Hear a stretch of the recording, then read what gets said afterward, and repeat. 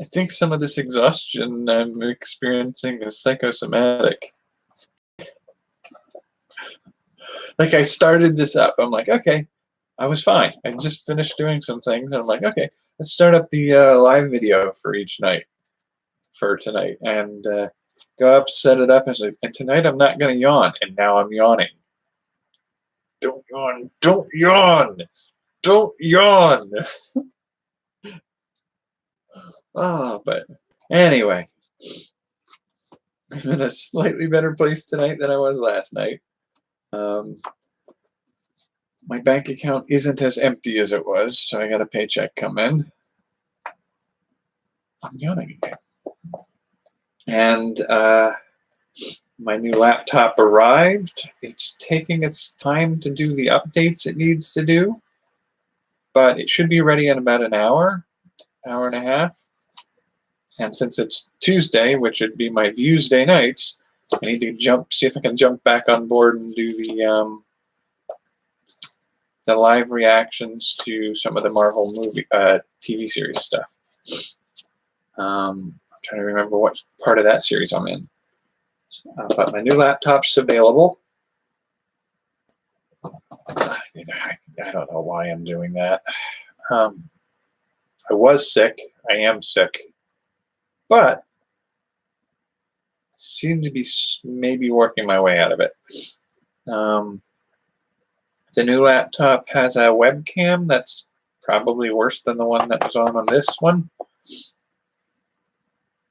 But I might be able to use that. I'm going to see if I can install the software for this webcam onto it. See if that makes a difference. It is a little bit smaller, so it should travel a little bit better. I was a little deceived at first. When I started it up,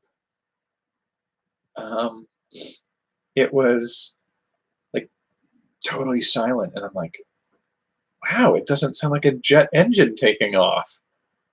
Once it started trying to, take you through the installation setup part of doing Windows 10, it started to sound like an engine taking off again. But at least it's not coming out the side this time. It's coming out the back.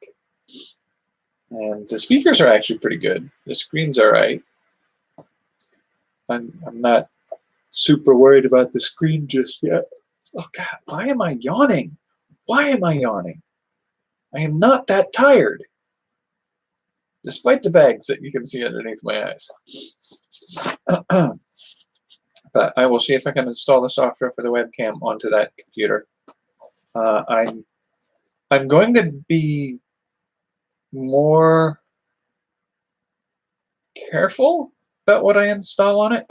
So probably a text document, a text editor. I might do. I'm probably just going to stick with maybe doing an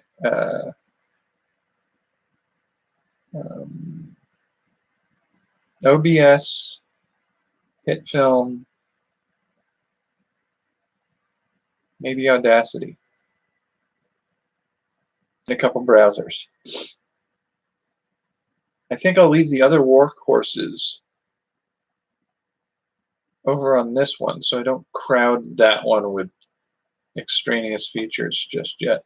So what do I got? I've got Audacity, LMMS for making music. I don't know if I need that one over there. I don't need GIMP or Inkscape. I don't even think I need LibreOffice over there for writing PDFs. HitFilm and OBS probably. I might even leave HitFilm just on this one for right now. I might just do OBS and a text editor. I might do something like an MS Paint or its equivalent that'll let me pull images off the internet and work on them. Because that is a feature I use a lot.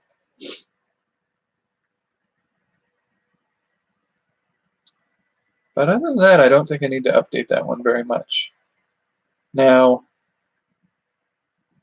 I mean, if I'm, what am I going to be doing with it? If I'm going to be doing anything live at the makerspace,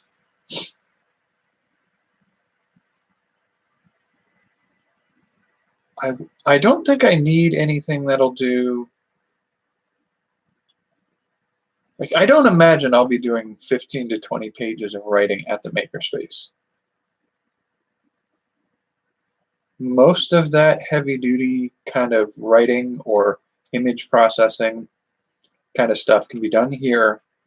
Put the files on an SD card, transfer it to the computer to, you know, if I need to take something to the laser cutter at the makerspace, I can do it that way. I need to do the webcam software. I think that's mostly it. I think that's what I need to do. And for this one, I do need to take it to the makerspace perhaps once or twice to see if I can gut the screen, pull off the screen because it's just not working anymore, unless I can quickly repair it with a solder replacement. But if I can't get the screen working again, the webcam works and the microphone on this works. So I may end up pulling those out and setting them aside before I rip the screen off. And from that point on, that should be easier. I want to figure out why I can't get the camera to work on here. Like the camera settings adjustment. I don't know why it tries to crash every time I do it.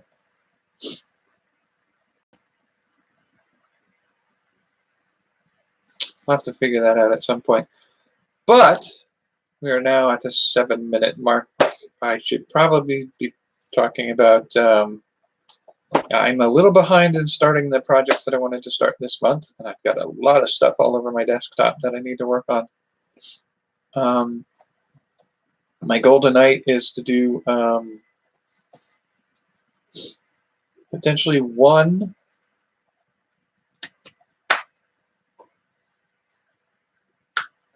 probably 2 or 3 Views Day episodes.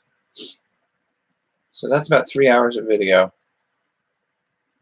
And then I need to do the book, and it'll probably go up for Wednesday. I'm going to be a day late on that. I'm going to apologize for that now. That's just sort of the way things went today. But I did get some things squared away today that I needed to do. And one of them was I sort of started to have a brainstorm yesterday. And I think this is the new format of, yeah, that's my handwritten notes there. That's the new format I'm going to, the camera went weird for that. All right. This is the format I'm hoping to use roughly for what I do for my, I've got a more detailed one as a script that I can pop up as a screen thing that I can read like a teleprompter for my edited videos. The opener is, what do we got here? Should probably save it before I lose it with a strange automatic reboot or something. Save as teleprompter script, I guess.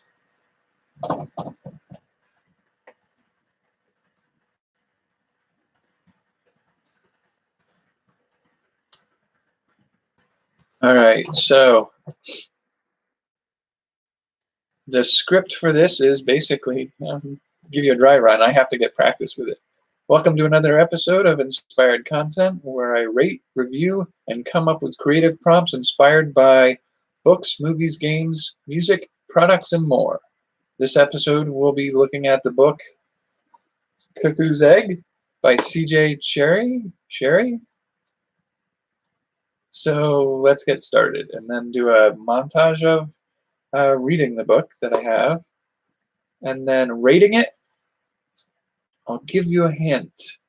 My rating system's a little complicated and I may have to detail it at some point. It's a book that I think I'm glad I read, but I like I won't miss it if I never read it again. It's kind of tricky. It's an interesting approach to a story that I'm glad I got to see the author's approach to that. But by the same token, I don't think it's interesting enough for me to find it as an amazing story I want to recommend to anybody. And then the review portion of it is explaining my stance on that. And then this is hard for me because I'm not used to doing a formulaic approach to stuff like this. So it feels kind of inauthentic to me to a certain degree to do it this way. But so I follow the review with, maybe that's just me. What do you think? I'd love to hear your thoughts in the comments below. I do want to hear what people think of these books. So it's not necessarily inauthentic, but it seems rehearsed because it kind of is. And it bothers me a little. But I think when I get used to saying that, because it's the most concise way of saying things. Sort of like when I was talking last night about doing the writing a book, where short stories and books used to be shorter than they are now, because in order to type it out on a typewriter, you only typed the stuff that was most important to keep.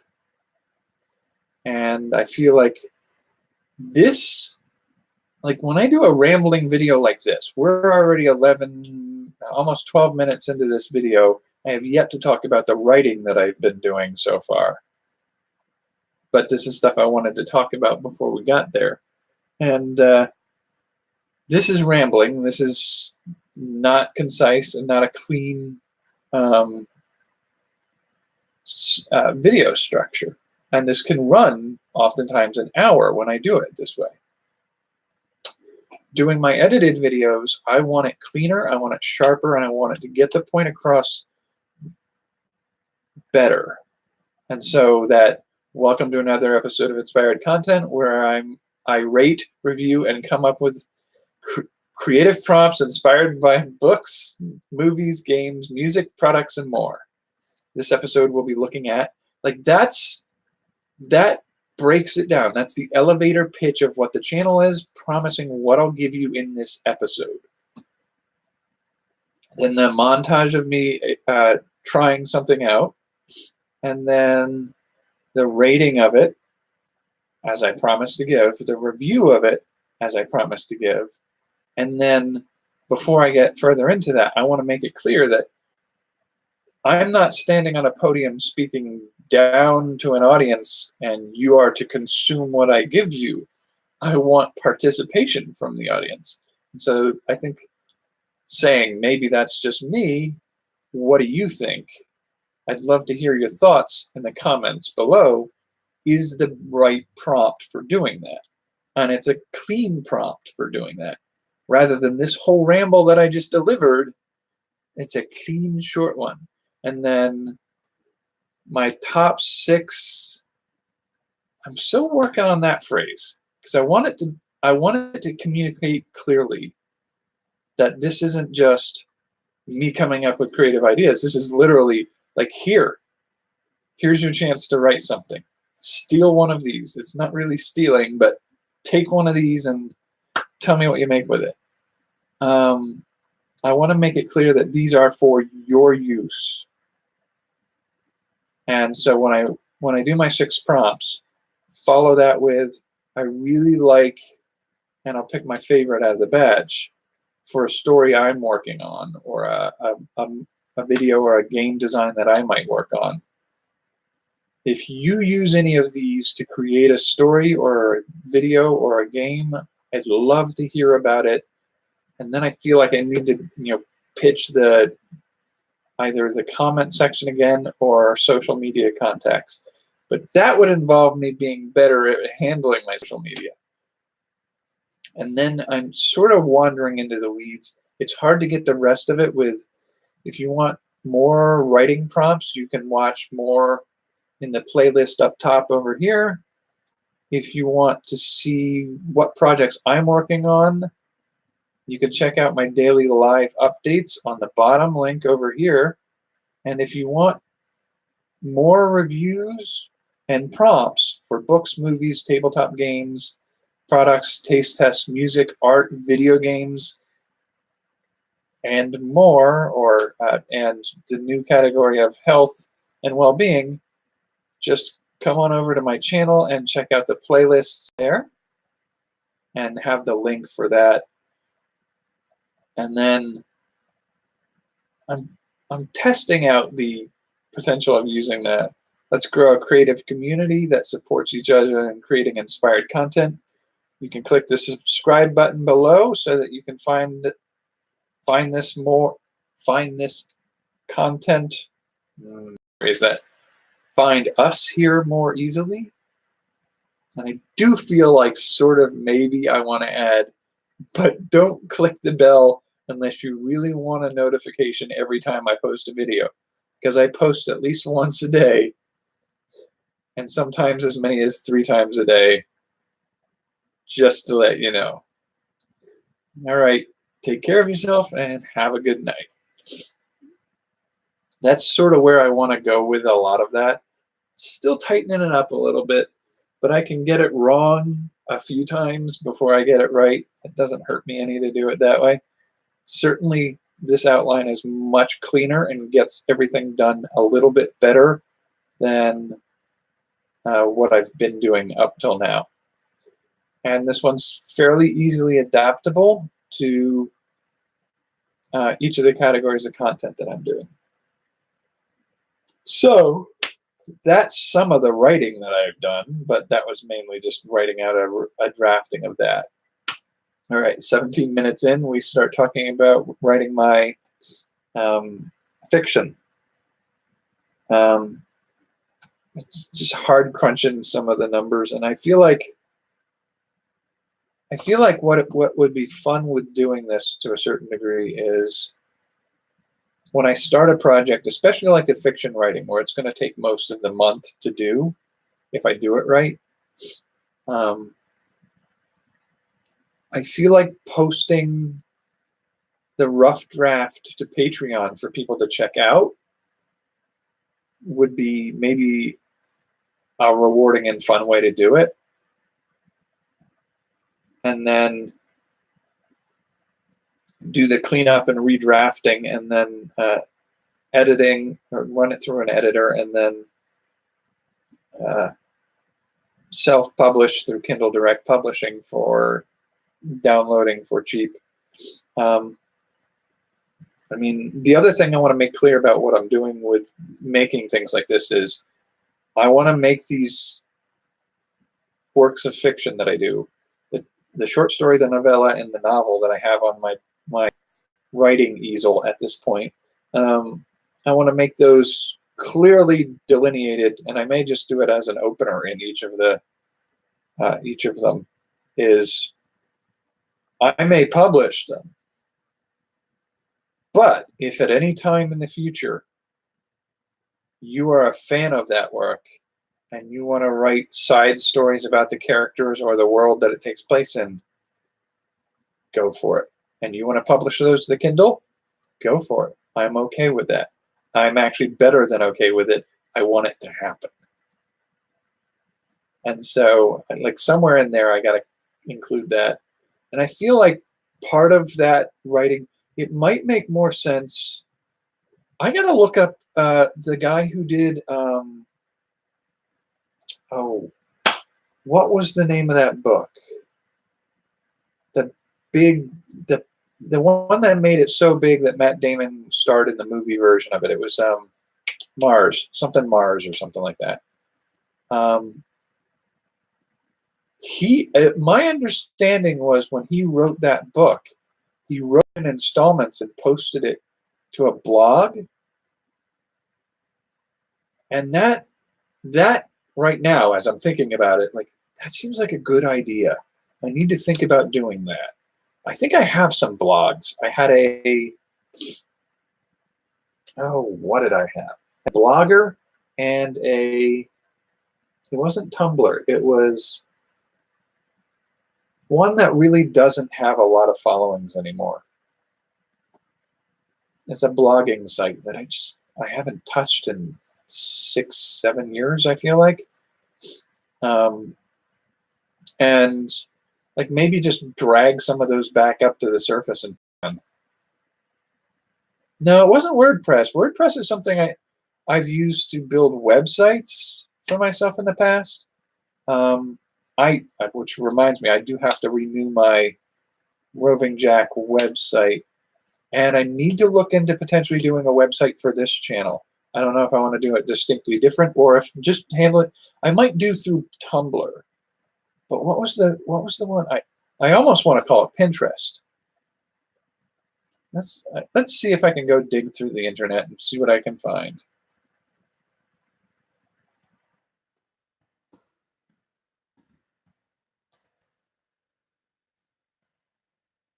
I did a sort of a fun, sort of pseudo-spiritual steampunk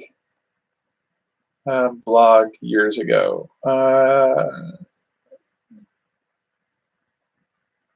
Nope, nope, nope, nope. Certainly not showing up on the top ends of the search there.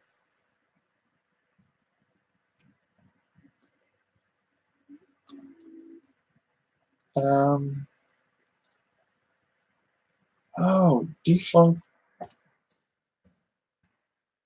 blogging platforms.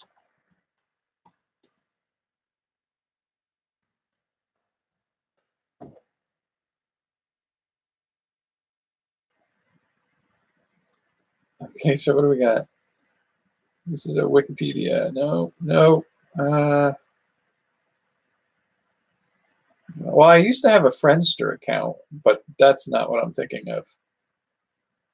I wonder if I still have a Friendster account somewhere in there. I want to say it started with an L, but I don't think that's what it was.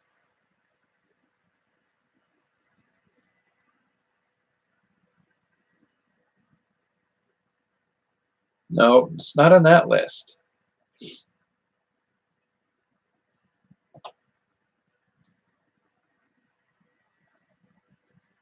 Okay, so maybe it's still around. Maybe it's not defunct.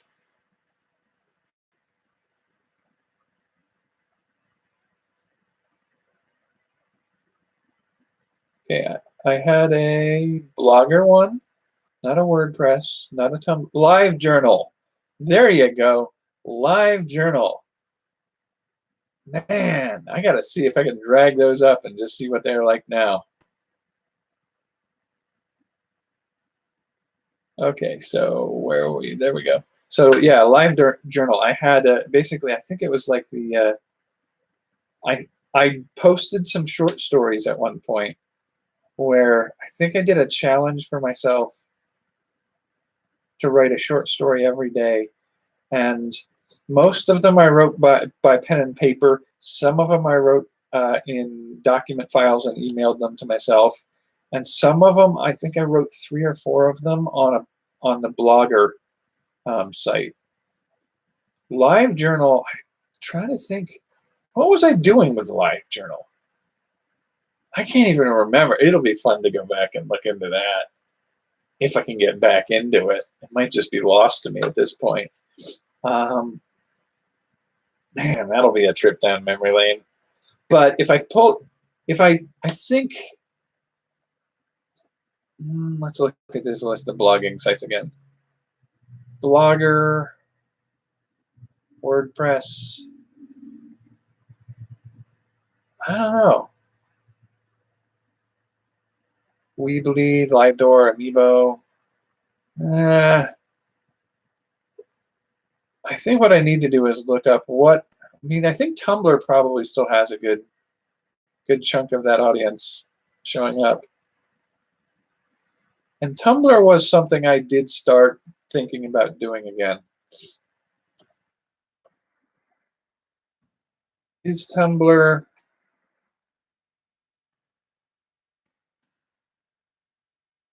okay?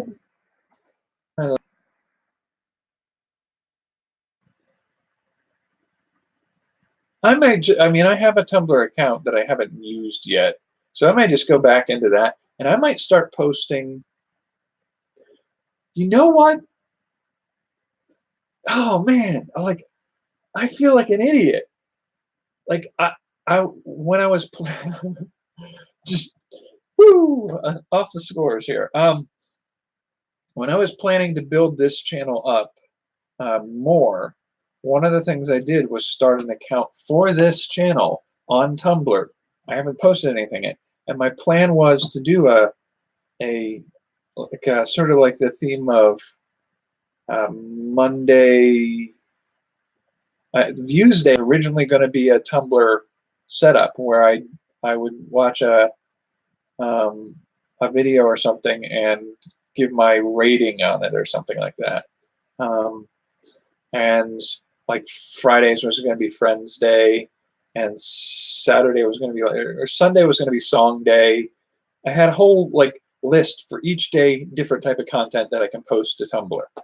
And so I was thinking about doing that because Tumblr has the ability to do pictures, text, some short video, some sound files, and so like my board game, I can post the images and the files for the directions on the board game on Tumblr. I don't have to build a website for it. I may do that. So like the board game and excerpts from what I'm writing each night, like anything else that I couldn't put up on like an Etsy store or like YouTube. Like if I do a video, I can post the video to YouTube and maybe do a clip or like a preview of the video on Tumblr if I really wanted to do the extra work for that. And yeah, like the board games, I can put the like print and play for yourself at home board games on Tumblr. Yes, yes, I need to get Tumblr started again. Oh man, all right. Well, that's more work to put on the pile, but definitely a step in the right direction. I like this. I'm happy with that. Man, yeah. So that makes it easier to post excerpts of what I'm writing on a regular basis.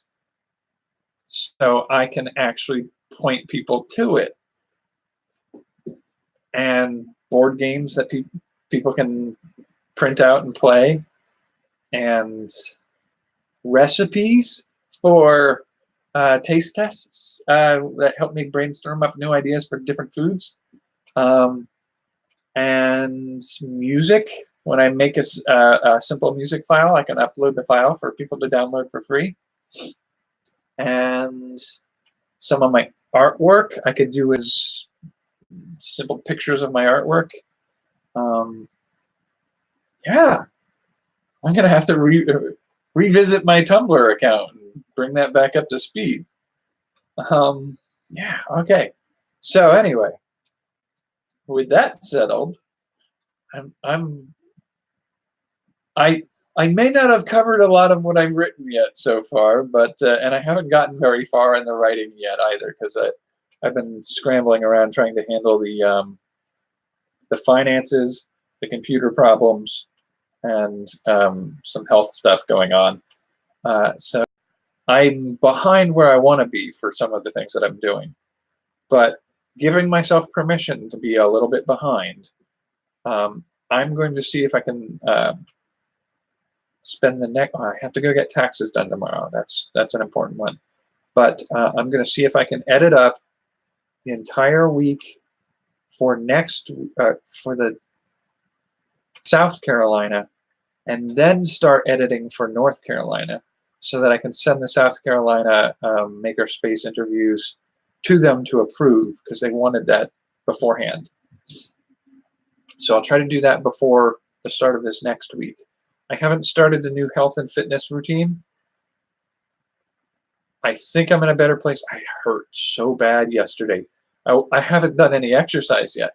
I just got achy. And that's what happens when my system, when I get as sick as I can sometimes get, my system doesn't absorb any food, so it goes through me like that, and I don't get any of the nutrients from it, and so I start to the pain of starvation sets in after a few days, and that's not a fun ride. I had a little bit of that going on yesterday, and the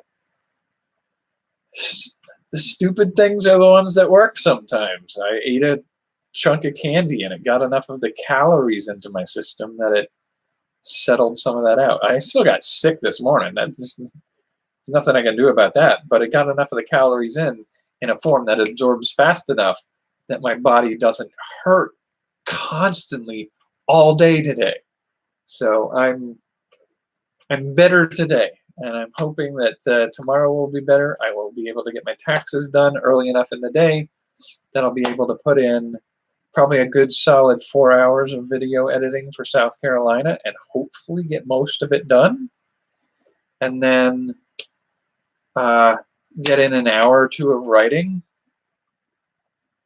And then live video.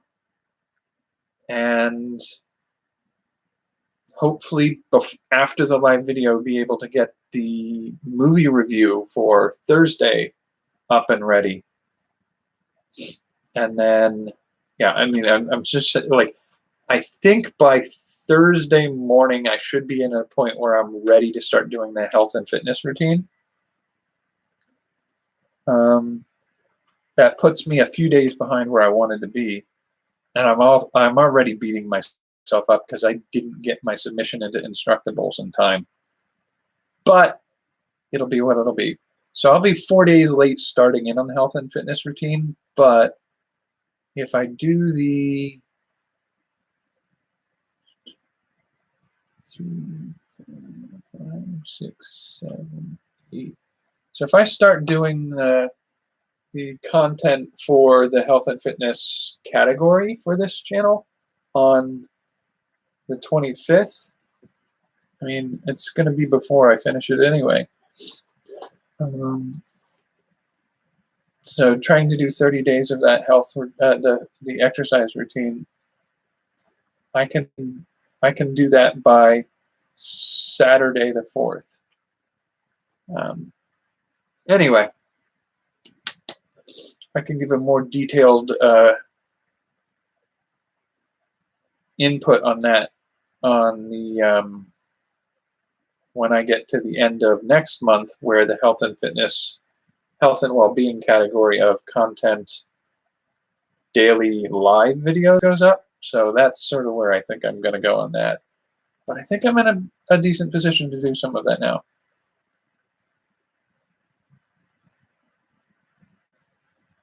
Oh, yeah. No, I have mild dyslexia. So my first drafts are a nightmare to even me to go through sometimes and go like, what was I trying to say in that sentence? Punctuation, like, it'll be what it'll be. And spelling is going to be off. They're occasionally going to be, like, sometimes I'll be typing so fast. There's a word that I sometimes do when I'm typing fast that I always find hilarious, because it's like I'll type something like within or something like that, and not because of spell check or anything, but for some reason I hit the keys in just the right way that every time I look up it says writhing, and I'm like, that's not what I wrote. That is not what I meant to write. But it's funny to find that little piece in like so many of my sentences. I'm, why am I writing that one? That's not. And there's another one.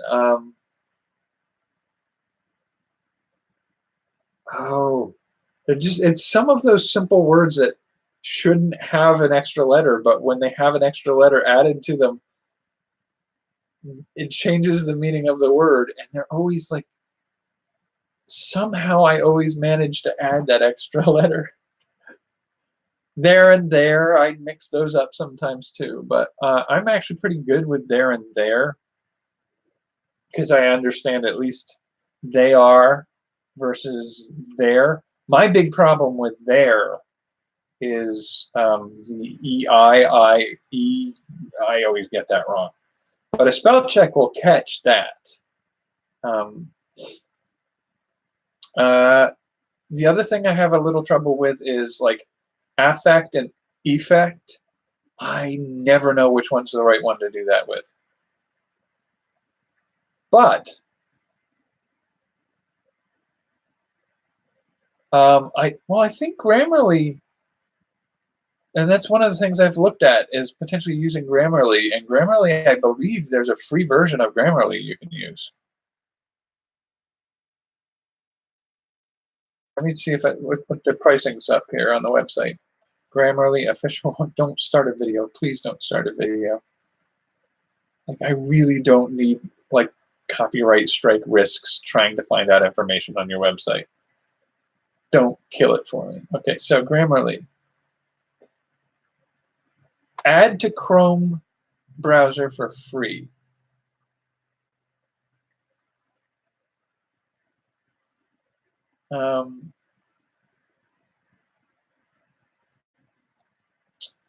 And that's what I'm using right now. I use Chrome for this channel. That's one of my weird tactics for keeping everything straight when I'm working on multiple things at once is everything that to do with inspired content, the Twitter page for inspired content, which is just really my Twitter page, which I barely use, and the Facebook group for inspired content, and the YouTube channel for inspired content is all done in Chrome.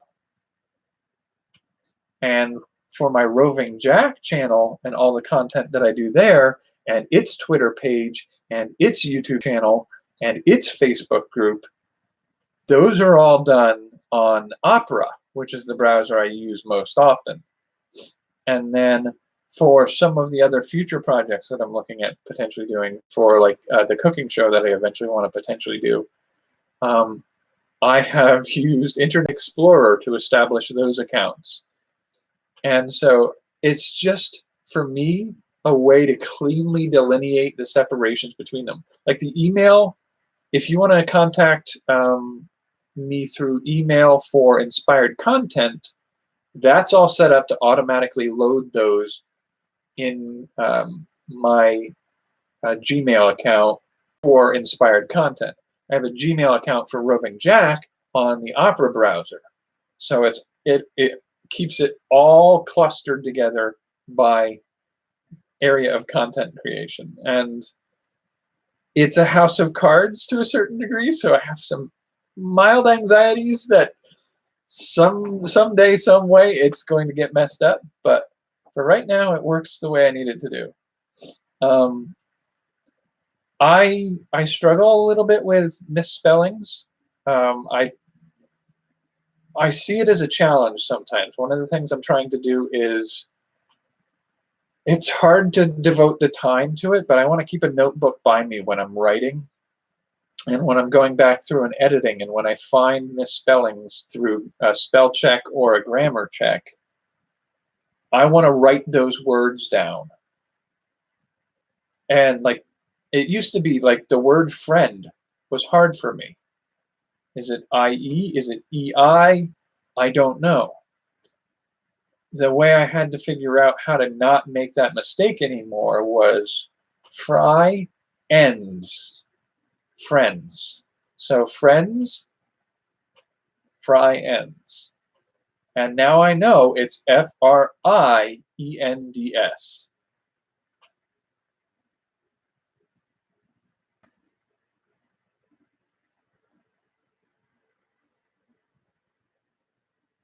Well, I don't, it's when you establish a YouTube channel, they usually they want you to set it up, they want you to give them an email address to establish the channel for posting videos. And I think to a certain degree, posting comments. If you can subscribe to a channel, you have a YouTube account. And that account usually refers back to an email account. And I wanted that email account to only send me things about this channel, not all the things I'm doing, because that would just be a cluster. It would be a mess, because I've got the Roving Jack channel, I've got this channel, I've got Cooking with Kuno that I'll eventually be doing. I'm looking at potentially doing content for Opportunity Forge, which is the offshoot of this channel, and I have the Steaming Mad, which is the offshoot of the Roving Jack channel. I've also got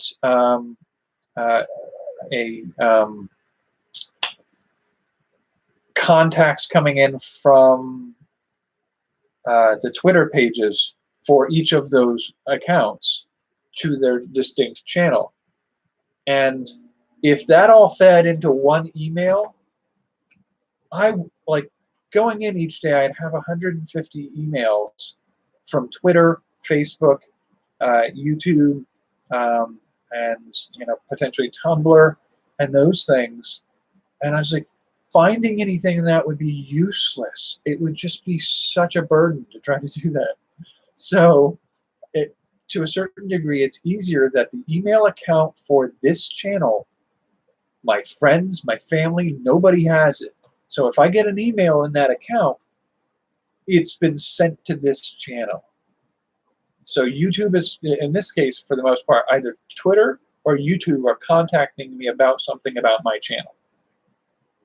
So it's important for me to know that's happening, and there are going to be 2 emails, maybe a month, one from YouTube and one from Twitter, to let me know to check on things.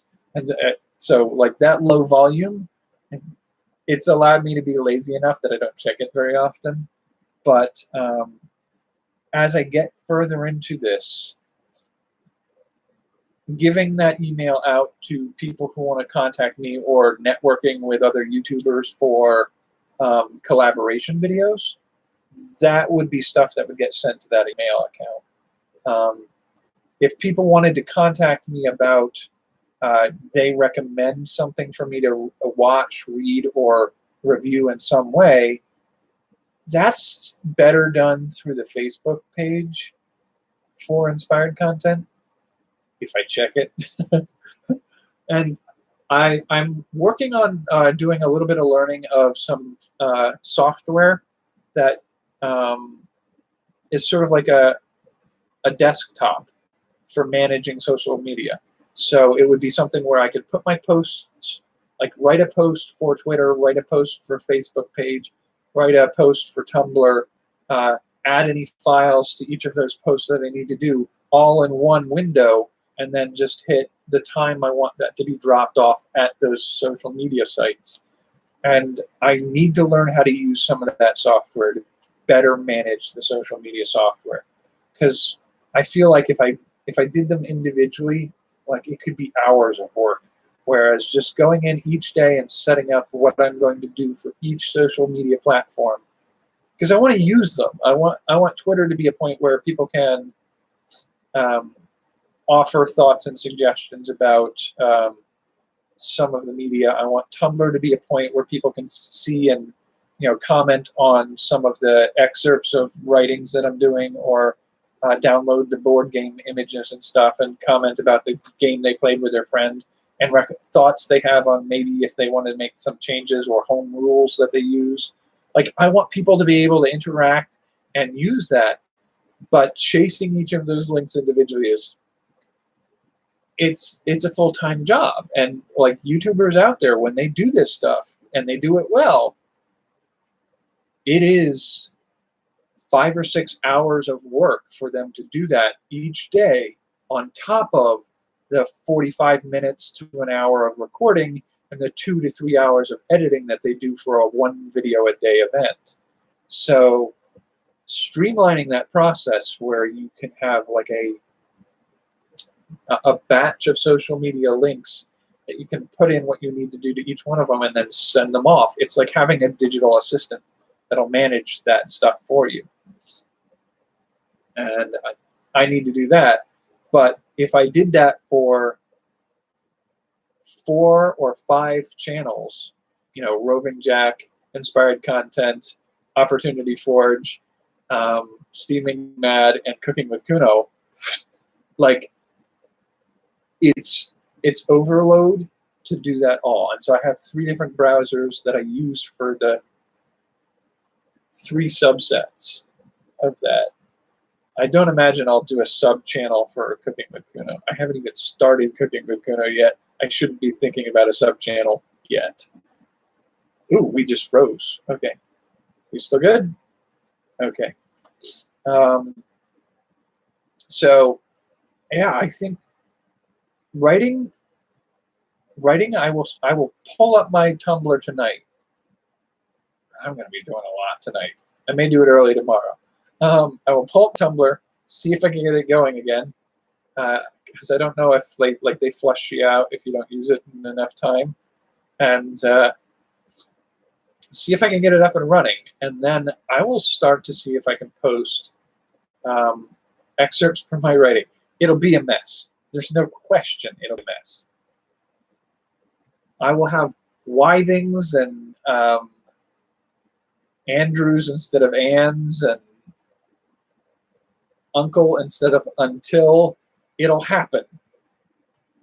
But I will do my best. Each night I will do about an hour or 2 of writing, maybe 3 hours of writing. I will run spell check and skim read quickly in about 15 minutes of the content that I created that night before I slap it up onto Tumblr. And I think that would be kind of fun, because every time I've written a piece of fiction for myself, and I've only ever published one, and it's not one I'm going to admit to, not because it's bad, but it's just like, it's not the content I want this channel to be known for. It's an entirely different subcategory, a niche interest, and it's a weird thing to share with people. But that makes it sound dirty. It's not dirty, I promise you. But the books the stories I've written, I've published some stuff free online, like fan fiction stuff. Years ago, I wrote one on a fan fiction website that was a Marvel Comics fan fiction set in a post-apocalyptic Marvel universe with like re-engineered clones of superheroes from the past in new forms and new ways, and they're trying to bring the world back from the destruction it went through, or some such thing. And so I posted stuff like that when I was younger over on I forget what the site was. I'd have to look it up. I don't know if I could still find it these days, but I've posted some of those things, and I've posted some specifically for friends stories to specific sites with specific interests, stuff like that. But I've also written a fair number of first drafts of novels that I could redraft, edit, and maybe publish, but I've never gone that far, except for the one book that I published through Kindle Direct Publishing. I think I talked about it as a review of Kindle Direct Publishing a couple years ago, and this channel as a review in November, I think. I think it was November, start of November, maybe. Anyway, but I haven't published a lot of that, and one of the fun things to realize is every time I've written a piece of fiction, the first version and the version that I get the second time going through it and cleaning it up and working it out, like there are directions in the story that like, this is clunky. Like, how did they get from here to here? Just rewrite this section so it's a cleaner movement from this part to this part. And so, like the first versions, I don't think there are many people out there that get to experience what the first version of a novel is like, and how sometimes the second version and the final version of a book that gets published look very different. A really good example of this is if you look at there's a book out there that's some of the ideas that George Lucas wrote for his Star Wars movies before he finalized and finished his scripts and filming. And so Alderaan was a prison planet at one point, and the main character was Anakin, not Luke, and it was his father who took him to ally with the rebellion, I think, because his father was getting so old and the injuries he'd received over his lifetime, most of his body had been replaced by machine. And so, like, there are whole chunks of ideas and things to play with that he didn't keep. Because, like, I like the Star Wars the way they are. I'm a fan of Star Wars. But, like, some of the things that he touched on and played with and abandoned, like, those are my bread and butter. Like, when I do movie reviews and book reviews, it's like, oh, but you could have gone this direction with this idea. There's so much more in that idea if you did a little more with it. And so, like, when writing my fiction, I have the same thing that happens sometimes. I have some scripts I wrote for graphic novels and manga, Japanese comics, they're rough drafts right now, and they're meant to be a longer, almost serialized work, and the work on them is like the first chapter, the first volume of a series. They're big enough that they're not like a 15-page chapter. It's not a comic book, but it is a full-on, novel-sized work. But the story doesn't end there. It's sort of establishing the story. And I have some of those. And like the first draft of the idea, the outline that I wrote for them, looks so different from the ones that I made for the first draft written. And I imagine when I get to a point where I'm debating whether or not I want to try to do the artwork for them, or if I want to see if I can hire an artist to do them and just release them at some point. And if I do that, like, what's the style of art for each of them? And like, I imagine when I get to the point where I storyboard out what I'm hoping for, find an artist and let them have enough creative expression in what they're creating to not feel like they're doing individual panels that I designed for them to do. After it goes through each of our hands like that, it'll be different from the finished version of the script, which will be different from the first draft of the script, which will be very different from the outline that I established. And novels are sort of like that too. And so, like, I could post in the next day or so. I could probably post the original outline, or like the cover blurb about what the story is. And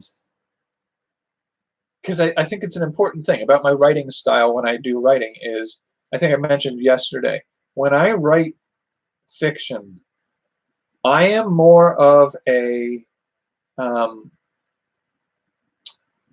I create a world, I create characters, I put the character into the world, and then I let the character tell me what the story is. And, I have a sense of where the story's going to go. It's like, what's the overarching message? Like, what's the point of this story? And what's the major conflict that's going to happen? But the nuance and how that happens, and what the actual fight or challenge or struggle looks like, I'm finding that out as I write it in most cases. And so, like, that little sense of like seeing those things happen, like, sometimes I'm just like, when I participate in National Novel Writing Month and I'm in the middle of writing something and I'm talking on the forums after the night writing, I'm like, oh yeah, I was totally shocked when the character did this. Like, you're writing the character, dude. Why are you shocked? Because I'm observing the character is what I'm doing. And so that particular writing style, it makes for unusual and interesting unfolding of the first draft. And then the second draft is more going in and pruning, trimming, and otherwise cleaning up your little bonsai tree of a story so that it looks nice and looks like a twisted, bent old tree and not like a tiny potted plant that you're using. So that's the art of bonsai, is making a tiny potted plant look like a weathered old tree on a windswept hilltop. And to a certain degree, writing fiction is similar. You plant a sprout or a seed, it grows in the way it wants to grow. You can help steer it, but it's still going to grow the way it grows. You can let it grow into what you want it to do, and then looking at what you have, prune it back to get the most aesthetic look you can from it. Doing that with a story is the way I write. There are other people out there who have like a complete scene-by-scene skeletal structure, and they just write them out formulaically.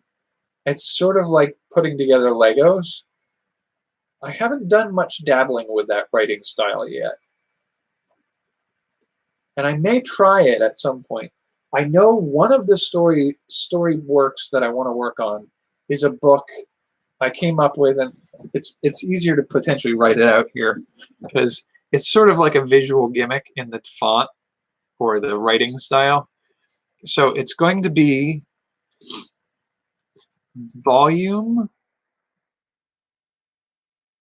1,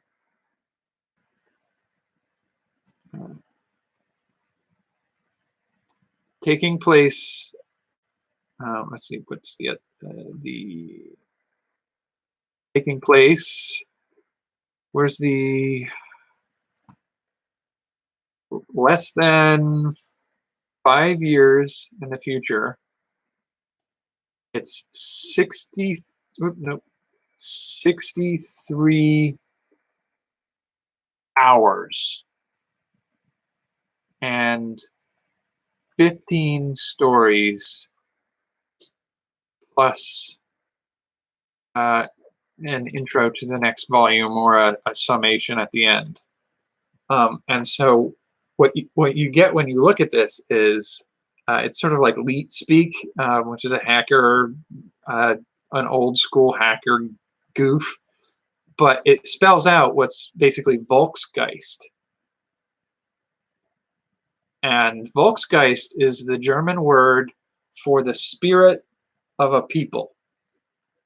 And the way this book is arranged is a series of 13 short stories. I know it says 15. I'll get there in a second.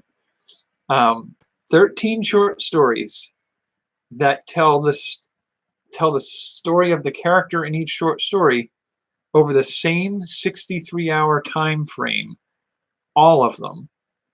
And it's important because that 63-hour time frame has what I call an Uber story and an Unterstory.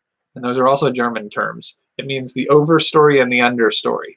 And running through each of them is a set of stories, these two stories. The overstory is the world events leading up to World War III. And the understory is a series of is a story of 3 characters struggling to survive in this near future world and getting themselves in over their heads. And each one of those, the overstory occurs in little snippets inside of each of the other 13 stories. And it's basically the story of the World War coming, told as clips of like news broadcasts or something like that happening in each of the stories. But as you string them together, as you read all 13 short stories, 13 pieces from each of them become a string that you can put together like a string of beads that spell out this 14th story of the coming of the World War. And then the understory, again, is similarly done, where scenes of those characters in the understory interact with the environments occasionally in the other 13 stories. So the 15th story is, again, a string of pearls dropped into each one of the 13 stories to make the 15th.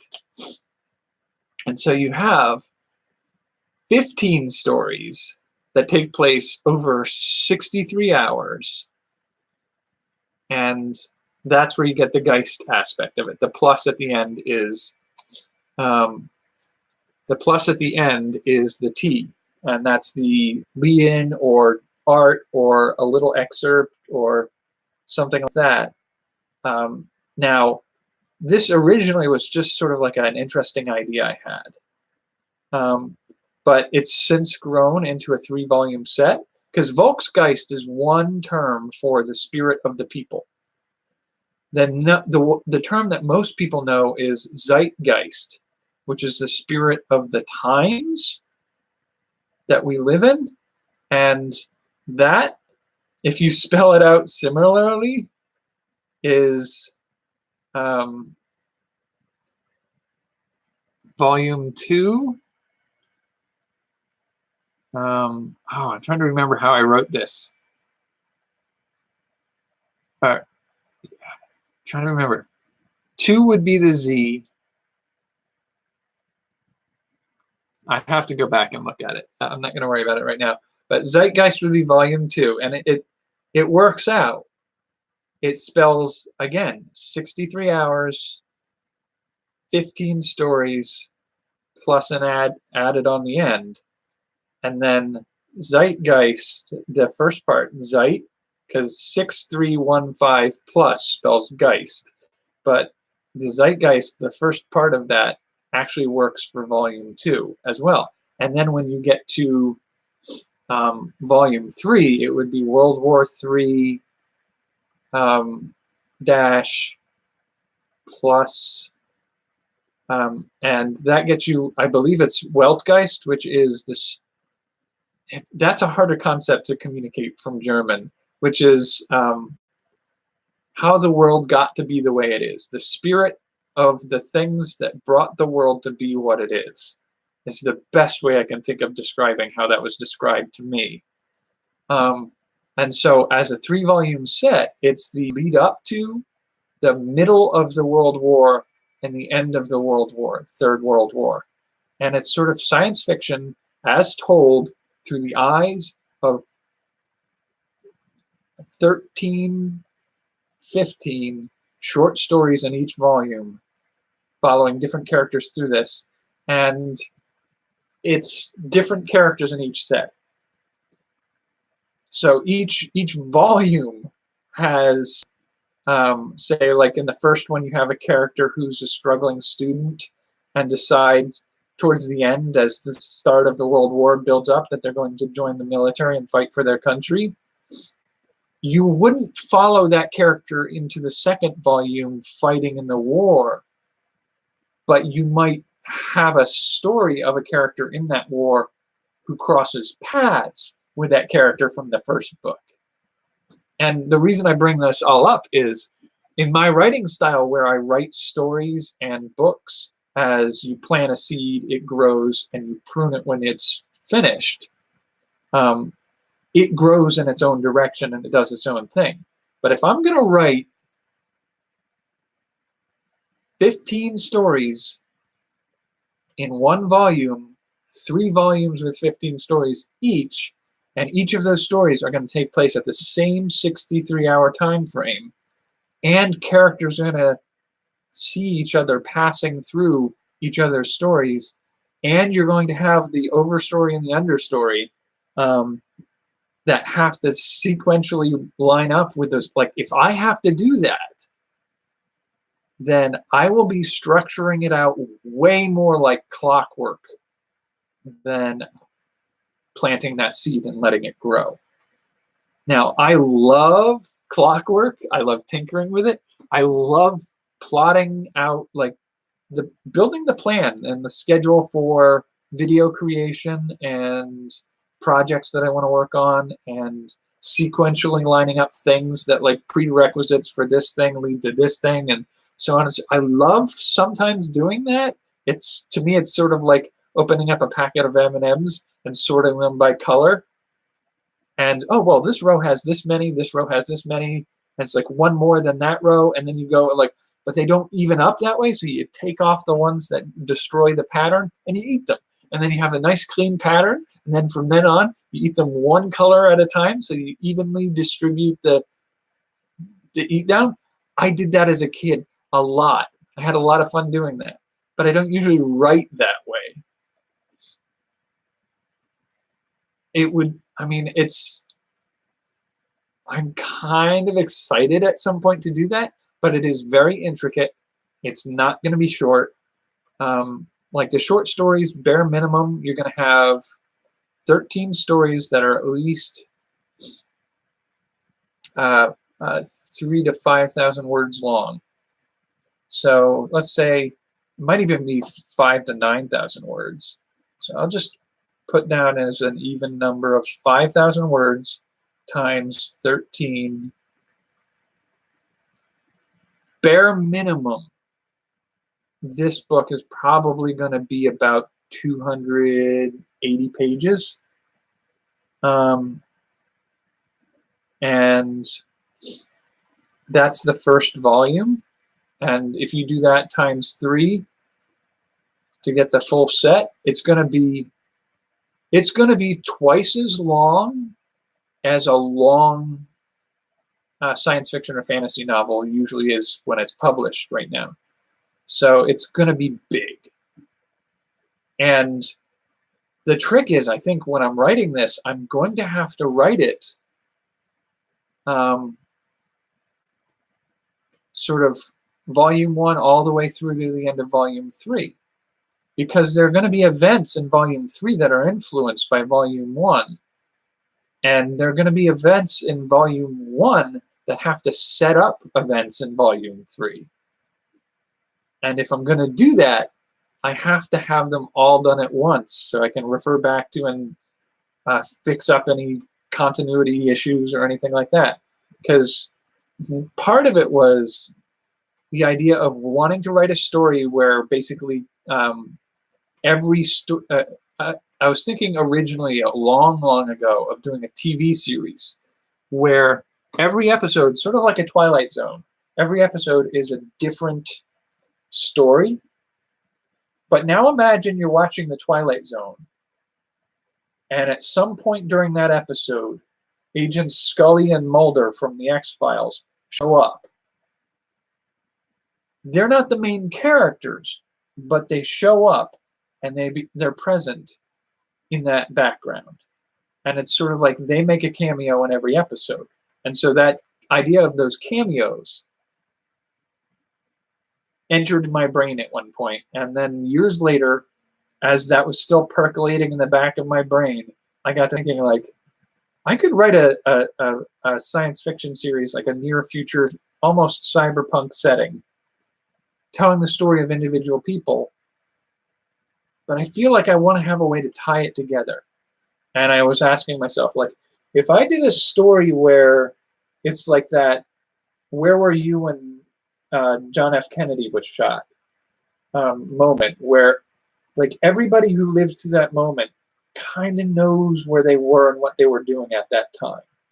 And so to write a bunch of individual stories where they all happened in a same time period, where the event that everybody remembers where they were when it happened happens, that might be one way to do this overarching story, and tell that overarching story, the overstory, through segments of those individual stories. Like I could do that, or I could do a story that's people making cameos in the background of that story. And I said, well, why don't I do both? Which is, it's a usual response for me. Like, you give me a choice and I say, I could do both. And so when I was doing that, I wrote the rough outline of what I want the first volume to be. And then I started brainstorming like the names and the structures of stuff like that. I got to thinking like, okay, the name of this is, I was originally going to call it Zeitgeist, but then I was looking at it like, you know what? If this is the lead up to World War II or World War III, then could the next volume, could I do another volume that is the actual World War? And Zeitgeist might make more sense for that category. So what would be the first one? And doing a little research, I went Volksgeist, Zeitgeist. It's part of a triptych, though, which is Volksgeist, Zeitgeist, and Weltgeist. And I went, oh, yeah. So it's going to be a trilogy. And these are the parts that it's going to do. And each of, like, Zeitgeist tells the story of the times. Weltgeist tells the story of how the world got there.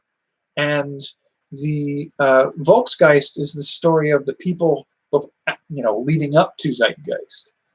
And I was like, that works really well together. And I went, okay, so the overarching story in volume 1, do we follow that character through to another one? Or do we want each one to not have anybody we follow through any of them? I said, well, why don't we do both? So each one has its own understory, but the thread of the overstory is sort of a 3-volume overstory. And I was like, oh man, tying it all together that way, I'm like, this works out perfectly. But again, it's clockwork.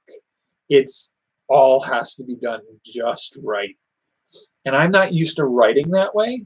And so to handle it, like each of the individual stories, I feel like can be planted as a seed and let grow in its own way. But it's going to grow through certain hoops because it's going to have to wind in between other stories.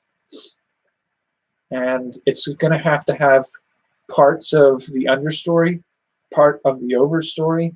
It's going to have to occasionally cross over with characters from another story that we won't know. Like you'll have 2 people in a diner, they step out and they nearly run into a guy picking up, cleaning out the trash cans for the business that they've just left. And maybe one of the other stories is a story of the guy cleaning up the trash. And as the people from story 1 walk past him, they just walk past him. They make note of the guy there, almost bump into him or something like that, and just move on. But later on, when you're reading the story of the guy who's cleaning out those trash cans, you start as just a normal guy, and you learn later on, oh, he's the guy who was cleaning out the trash in that other story. I love that. I love that aspect of it. And that's all within 1 volume. At some point, like I said, if you have a student who joins the military, in volume 2, you might have somebody in the military there when an injured soldier comes in and it's the student. And so it's like having those weavings. I like the beauty of how much this is going to weave together is exciting for me. I'm sure you can probably see me being a giddy little kid talking about this right now, but I love the excitement and the idea and the plan and the thought of all of these things. I can sort of do some moderate planting of these individual stories, but it's going to be a work. This 3-volume set could very easily be 2 to 3 years worth of work. So it's going to be something I have to do gradually, 1 story at a time, planning and working my way, but I'll be doing other things in the meantime. So this is like, yeah, this is a little bit about how I write stories and trying a different way, testing myself out in a different way of writing stories, because I don't usually write things like that. I usually set out like, okay, this is a story about this character whose character story arc is going to be this. This is the world it takes place in, and this is like 1 or 2 key scenes that I imagine happening in the middle. And that's the funny thing. when I do the 1 or 2 key scenes that happen somewhere in the middle, I almost guarantee you when I'm writing the story, the character goes, nah, that doesn't make any sense. We're going to do it this way instead. And I go, oh, you're right. That makes way more sense. And so posting to Tumblr when I do excerpts of my writing, I think it would be fun to do the book cover blurb, like the elevator pitch. This is a story of like, I seem to remember there's an author who recommends doing cover blurbs, sort of like those movie preview announcers. In a world where such and such, can this character do this? And literally, that's your pitch for a book. I think it'd be fun to do the pitch for this, the 3 works that I'm going to dabble in writing on this month. So do that pitch, then do the more detailed like cover discussion of like a paragraph to 3 paragraphs discussion of what the story is and what it's about. And then I think it would be fun to do a full outline for each of the stories of where I plan to go with this. I'm a little hesitant about that because half the fun of writing books is having somebody get the chance to read it without knowing what's going to happen. So I may not do the full outline. I may omit some parts of it to preserve some of the mystery and surprise.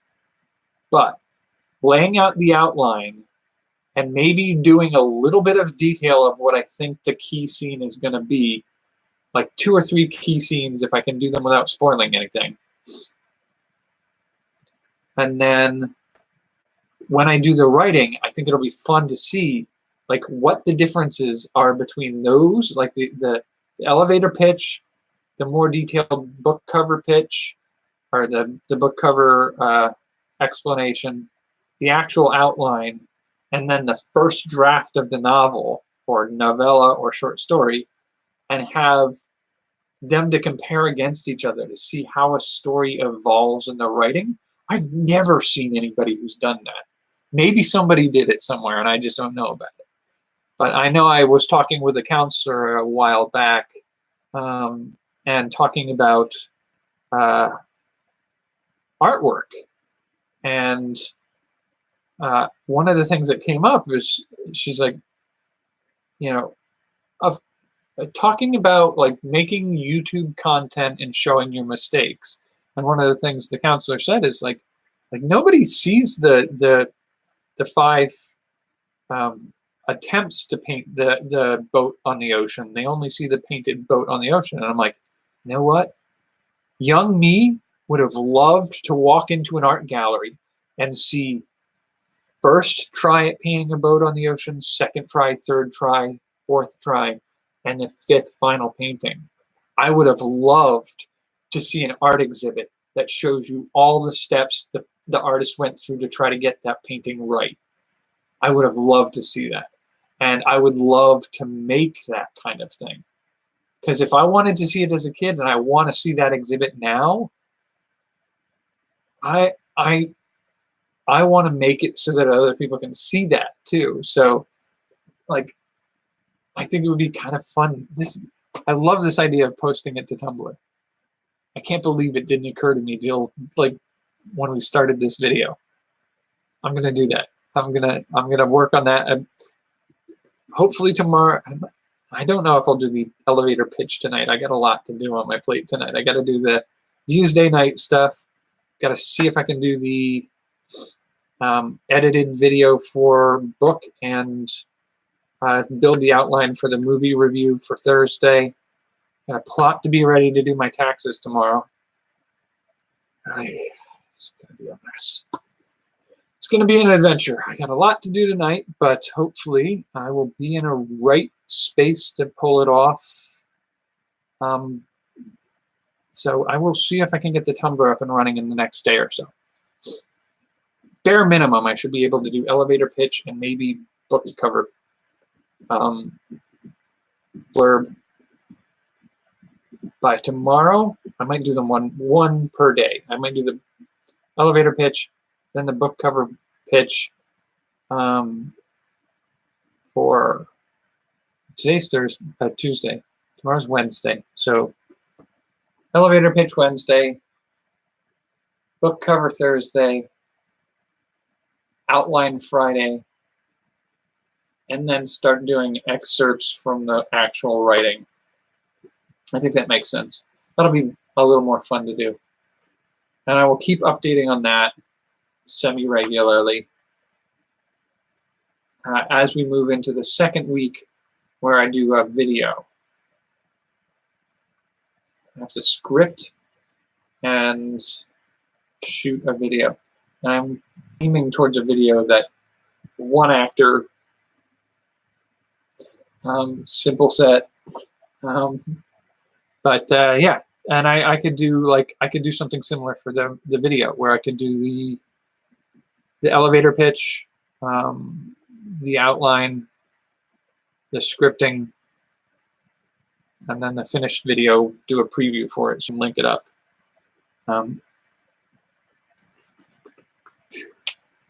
Yeah, I like this idea. I don't know if this came off as a little bit too much like rambling, but we are at 1 hour and 21 minutes. I think I'm going to call it there and get to work on some of the stuff I need to do tonight. So thanks for joining me, and I will see you tomorrow night.